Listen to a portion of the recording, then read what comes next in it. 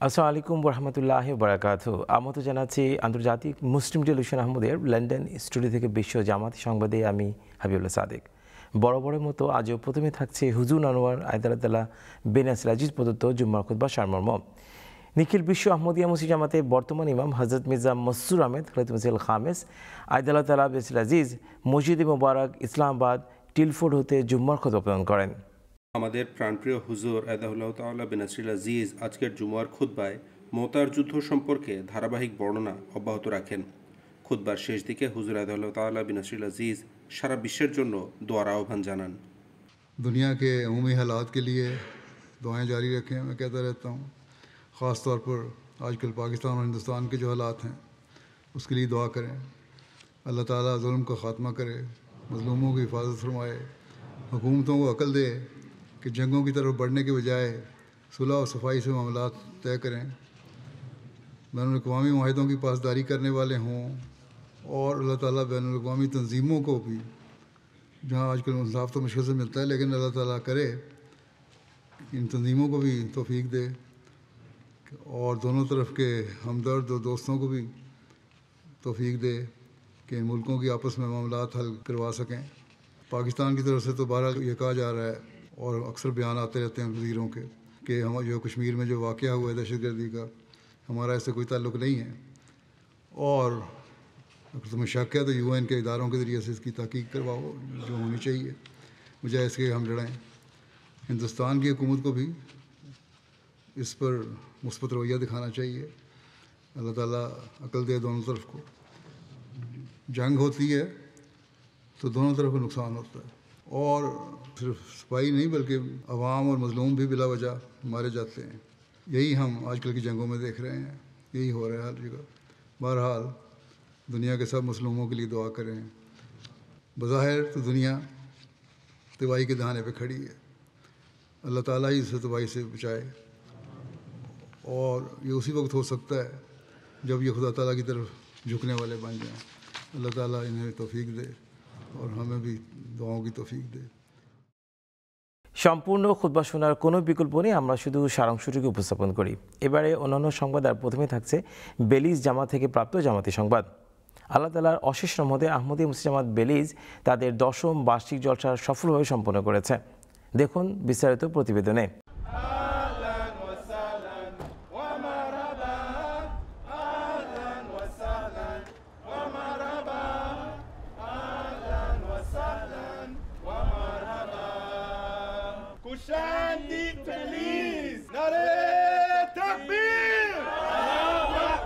আল্লাহ তাআলার অশেষ অনুগ্রহে বেলিজ জামাতের 10ম জলসা সালানা অত্যন্ত সফলভাবে অনুষ্ঠিত হয়েছে। আলহামদুলিল্লাহ। দেশের বিভিন্ন অঞ্চল থেকে আহমদী ও অতিথিদের জন্য এটি ছিল ঈমান, ঐক্য ও আত্মপর্যালোচনার এক মিলন মেলা। এই বছরের জলসা কেবল বেলিজ জামাতের জন্য একটি মাইলফলকই নয়, বরং আহমদী সদস্যদের কুরবানি ও নিষ্ঠারও এক উজ্জ্বল প্রমাণ। জলসার কয়েক সপ্তাহ আগে থেকেই ছোট বড় সবাই তাদের সময়, শ্রম ও সম্পদ জলসার উদ্দেশ্যে কুরবানি করেন। সকালবেলা অনুষ্ঠানের প্রস্তুতি থেকে শুরু করে রাতের পরিষ্কার পরিচ্ছন্নতা, প্রতিটি পেরেক ঠোকা, প্রতিটি তাঁবু খাটানো এবং চেয়ার সাজানোর মধ্যে ছিল ইসলাম ও হযরত মসিহ মাউদ আলাইহিস সালামের মিশনের প্রতি আন্তরিক ভালোবাসার অসংখ্য গল্প।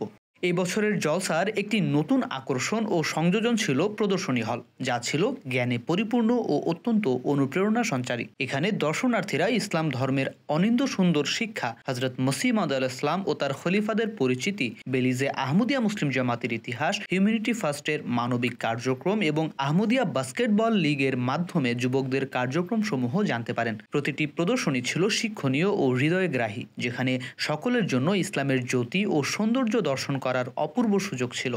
জলসা শুরু হওয়ার ঠিক পূর্বে একটি ঐতিহাসিক ঘটনা ঘটে। প্রথমবারের মতো একজন নির্বাচিত জনপ্রতিনিধি আহমদিয়াত তথা খাঁটি ইসলাম গ্রহণ করেন। তিনি হলেন কেইককার এলাকার কাউন্সিলর ইলিয়া রোসাডো। আহমদিয়াতের শিক্ষা ও বেলিজ জুড়ে জামাতের মানব সেবামূলক কর্মকাণ্ড দ্বারা অনুপ্রাণিত হয়ে তিনি আহমদিয়াত গ্রহণ করেন। জামাত এবং বয়াতের শর্তাবলী আমার পিতার দেওয়া শিক্ষা এবং ইসলামের শিক্ষা যেখানে একত্রে মিলিত হয়েছে। আমি চাই যার সাথে আমার সাক্ষাৎ হোক, যদি তা সংক্ষিপ্ত সময়ের জন্যও হয়, তার মাঝে যেন এই অনুভূতি সৃষ্টি হয় তার জীবনেরও মূল্য আছে, সেও অন্যদের পক্ষ থেকে দয়া ও ভালোবাসা লাভের যোগ্য। এবছর জলসার মূল প্রতিপাদ্য হলো ইসলাম একটি শান্তির ধর্ম। ইসলাম ধর্মের নামের দিকে একটু দৃষ্টি দিন। ইসলাম শব্দের মানেই হলো শান্তি, সুতরাং এই ধর্মের নামই বলে দিচ্ছে এর লক্ষ্য কি। এই জলসায় স্থানীয় নবাগত আহমদী মুসলমানরাও অত্যন্ত মর্মস্পর্শী বক্তব্য প্রদান করেন। তারা ইসলাম গ্রহণের ক্ষেত্রে তাদের পথ চলার আবেগঘন বিবরণ দেন। তাদের গল্প সকল শ্রোতার হৃদয় স্পর্শ করে। আমি এমন এক জগতে হারিয়ে গিয়েছিলাম যেখানে পুরুষত্বের বিকৃত সংজ্ঞা দেয়া হতো। আমি অসাধারণ কোনো কিছুর খোঁজে লক্ষ্যহীনভাবে ঘুরছিলাম, কিন্তু যেটি আমার সত্যি প্রয়োজন ছিল তা হলো সততা। আমার আসলে কেবল যোগ দেওয়ার জন্য একটা দলেরই প্রয়োজন ছিল না। আসলে আমি চেয়েছিলাম সত্য পথ, যেখানে আমি শত প্রতিকূলতা সত্ত্বেও অবিচলভাবে দাঁড়িয়ে থেকে কৃতজ্ঞতা ও দয়া প্রদর্শন করতে পারবো। সেই পথেই আমি ঈশ্বরের খোঁজ শুরু করি। যখন আমি পথ চলা শুরু করলাম, সত্য পথ নিজেই অবারিত হলো। আমি বুঝতে শুরু করলাম আল্লাহই আসলে পথ দেখান।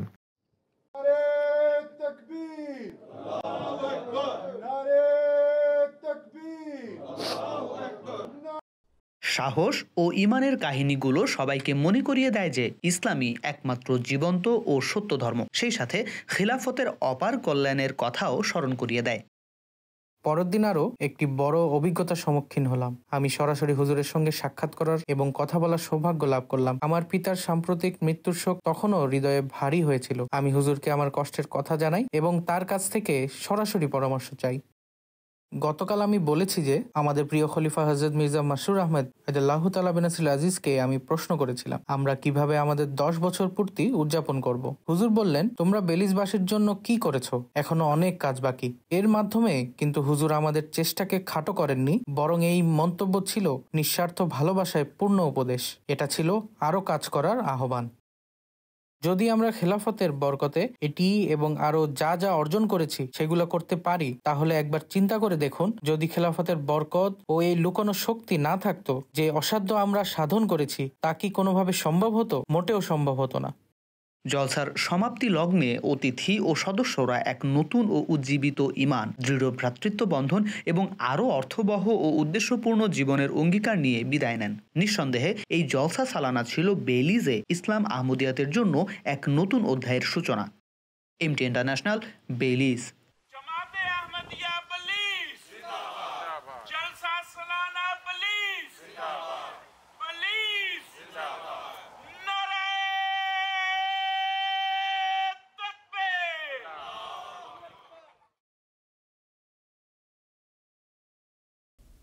গত 18, 19 ও 20 এপ্রিল 2025 আহমদিয়া মুসলিম জামাত ইন্দোনেশিয়ার ওয়াকফেনো বিভাগ 3 দিনব্যাপী জাতীয় ওয়াকফেনো ইজতেমার আয়োজন করে। দেখুন বিস্তারিত প্রতিবেদনে।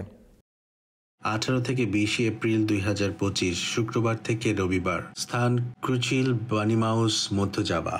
ইন্দোনেশিয়ার বিভিন্ন অঞ্চল থেকে আগত 667 জনেরও বেশি অংশগ্রহণকারী মধ্য জাভার বানিমাউস ক্রুচিলে অনুষ্ঠিত 3 দিনব্যাপী জাতীয় ওয়াকফেনো ইজতেমা 2025-এ অংশ নেন।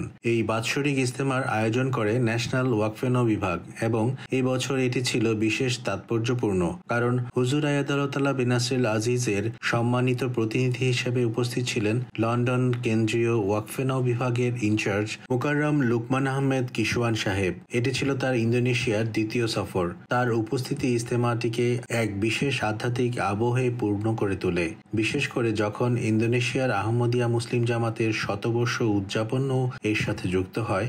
এই কারণে এবারের ইজতেমার মূল প্রতিপাদ্য বিষয় ছিল ইন্দোনেশিয়ায় আহমদিয়া জামাতের শতবর্ষে ওয়াকফেনো এর অনবদ্য ভূমিকা।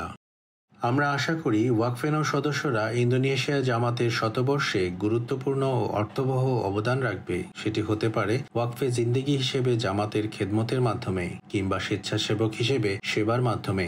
এভাবে তারা সত্যিকার অর্থে জামাত, জাতি এবং দেশের কল্যাণে অবদান রাখতে পারে। জুম্মার নামাজ শেষে একটি ভাবগাম্ভীর্যপূর্ণ ও আধ্যাত্মিক পরিবেশে ইজতেমার উদ্বোধনী অধিবেশন অনুষ্ঠিত হয়। অধিবেশন পরিচালনা করেন ন্যাশনাল আমির মৌলানা মিরাজ উদ্দিন শাহেদ সাহেব। তিনি এই উদ্বোধনী দোয়া পরিচালনা করেন। এই অধিবেশনে লুকমান আহমদ কিশোয়ান সাহেবও বক্তব্য রাখেন। এরপর শুরু হয় সেমিনার, ক্যারিয়ার প্ল্যানিং বিষয়ক পরামর্শ ও রিস্তানা বিষয়ক পর্ব। সন্ধ্যায় উপস্থিত সবাই হুজুর আয়াদাল্লাহ বিনাসিল আজিজের জুম্মার খুতবা সরাসরি এমটি এর মাধ্যমে উপভোগ করেন। শনিবার দিনটিও ছিল কার্যক্রমে পরিপূর্ণ। টক শো, পাবলিক লেকচার এবং ইন্টারেক্টিভ আলোচনা যা ওয়াকফে নাও সদস্যদের মধ্যে খেদমতের চেতনা জাগিয়ে তোলে। বিকেলে অংশগ্রহণকারীরা বিভিন্ন রকম খেলাধুলায় অংশ নেন। রাতে একটি আকর্ষণীয় কুইজ প্রতিযোগিতা অনুষ্ঠিত হয় যা অংশগ্রহণকারীদের জ্ঞান যাচাই করে। দিনের অন্যতম আকর্ষণ ছিল ওয়াকফে নাও এর অনবদ্য ভূমিকা প্রোগ্রামের উদ্বোধন, যেটি সমাজের মানব সেবামূলক কাজের প্রতি ওয়াকফে নাও এর প্রতিশ্রুতির প্রতীক। শনিবারের কার্যক্রম শেষ হয় বিভিন্ন প্রতিযোগিতায় বিজয়ীদের নাম ঘোষণার মাধ্যমে। রবিবার দিনটিও ছিল তাৎপর্যপূর্ণ। ওয়াকফিনে নাও ও ওয়াকেফাতে নাওদের পৃথকভাবে লুকমান আহমেদ কিশোয়ার সাহেবের সাথে সাক্ষাতের সুযোগ দেওয়া হয়। পরিশেষে তিনি দোয়া পরিচালনার মাধ্যমে অত্যন্ত সফল ও বরকতমণ্ডিত এই ইজতেমার আনুষ্ঠানিক সমাপ্তি ঘোষণা করেন। ইন্দোনেশিয়ার ওয়াকফে নাও বিভাগ তাদের সকল প্রচেষ্টায় উন্নতি করেছে। তারা তাদের লক্ষ্য পূরণের সাধ্যমতো চেষ্টা করেছে। হুজুর আয়াদুল্লাহ তাআলা বিন নাসির আজিজের দিক নির্দেশনায় বহু ওয়াকফে নাও এখানে জামাতের খেদমতে নিয়োজিত। আমি 2025 সালের এই ইজতেমা আয়োজনের জন্য ইন্দোনেশিয়ার ওয়াকফে নাওদের বিশেষভাবে অভিনন্দন জানাতে চাই, যেখানে তারা একত্রিত হয়ে তাদের দায়িত্বকে স্মরণ করেছে। এখানে বিভিন্ন প্রোগ্রাম, সেমিনার এবং ইন্টারেক্টিভ সেশন হয়েছে। আর আমি বলেছি, হুজুর আয়াদুল্লাহ তাআলা বিন নাসির আজিজও চান ইজতেমায় যেন ইন্টারেক্টিভ প্রোগ্রাম থাকে। সেভাবেই সব রকম আয়োজন করা হয়েছে। ওয়াকফে নাওদের উচিত তাদের দায়িত্ব সম্বন্ধে জানা। তাদের জানা উচিত ওয়াকফে নাও হওয়ার প্রকৃত উদ্দেশ্য কি। MTA, ক্রুচিল, মধ্য জাভা, ইন্দোনেশিয়া স্টুডিও। আজকের আয়োজনের সবচেয়ে থাকছে কানাডা জামাত থেকে প্রাপ্ত জামাতি সংবাদ। আহমদিয়া মসজিদ জামাত কানাডার মজলিস আনসারুল্লাহর উদ্যোগে একটি ব্যাডমিন্টন টুর্নামেন্ট আয়োজন করা হয়। দেখুন বিস্তারিত প্রতিবেদনে।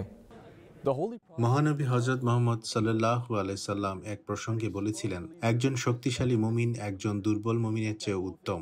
এই উক্তির মাধ্যমে তিনি শারীরিক ও আধ্যাত্মিক উভয় দিকেই বোঝাতে চেয়েছিলেন। এই শিক্ষার আলোকে মজলিস আনসারুল্লাহ কানাডার সদস্যরা আইওয়ানে তাহেরে দ্বিতীয় বার্ষিক তাহের ব্যাডমিন্টন টুর্নামেন্ট আয়োজন করেন, যা শুধুমাত্র শারীরিক সুস্থতা নয়, বরং ভ্রাতৃত্ব, শৃঙ্খলা এবং ইমানের দৃঢ়তা সৃষ্টির ক্ষেত্রে সহায়ক।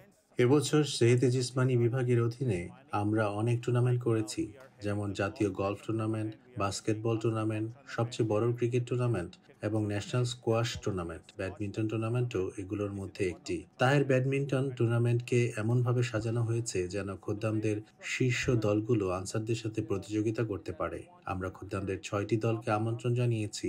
6টি খোদ্দাম দল এবং আনসারুল্লাহ সেরা 18টি দল অংশগ্রহণ করেছে। এটি একটি পূর্ণাঙ্গ সূচিপত্র সাজানো হয়েছে। প্রতিযোগিতা অত্যন্ত কঠিন হয়েছে। এই টুর্নামেন্টের উদ্দেশ্য হলো ব্যাডমিন্টনকে একটি মর্যাদাসম্পন্ন ও মার্জিত খেলা হিসেবে তুলে ধরা। কায়েদ সাহেব আরো বেশি করে আনসারদের অংশগ্রহণ নিশ্চিত করতে জোর দিয়েছেন। খোদ্দামদের অন্তর্ভুক্ত করার কারণ হচ্ছে, এখন কম সংখ্যক যুবক এই খেলায় অংশ নিচ্ছে, তাই আমরা তাদের উৎসাহিত করছি। বড় মঞ্চের প্রতিযোগিতার স্বাদ, বাইরে দলের বিরুদ্ধে খেলা এবং সেরা আনসার দলের সঙ্গে পাল্লা দিতে আমরা তাদের উৎসাহিত করেছি। প্রতি বছর আমরা আন্তর্জাতিক টুর্নামেন্টে অংশ নিতে অস্ট্রেলিয়া যাই, তাই এটি তারই একটি প্রস্তুতির অংশ। And every year we go to Australia for the international tournament.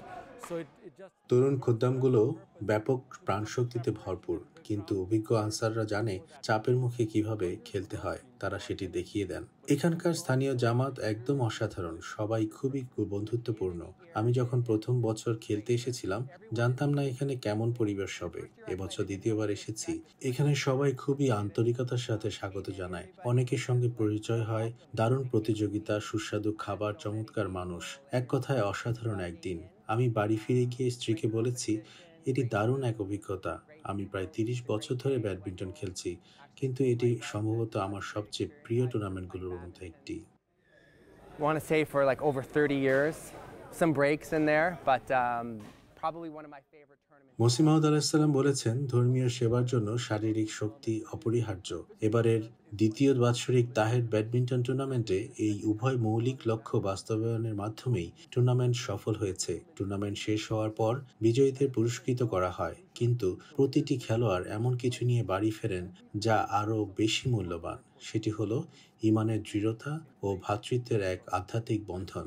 MTA news, PS village, Canada. এরই সাথে শেষ হচ্ছে বিশ্ব জামাতি সংবাদ। সংবাদ বিভাগের পক্ষ থেকে সবাইকে শুভেচ্ছা জানিয়ে এবং পরবর্তী সংবাদ শোনার আমন্ত্রণ জানিয়ে আজকে এখানে বিদায় নিচ্ছি। আসসালামু আলাইকুম ওয়া রাহমাতুল্লাহি ওয়া বারাকাতুহু।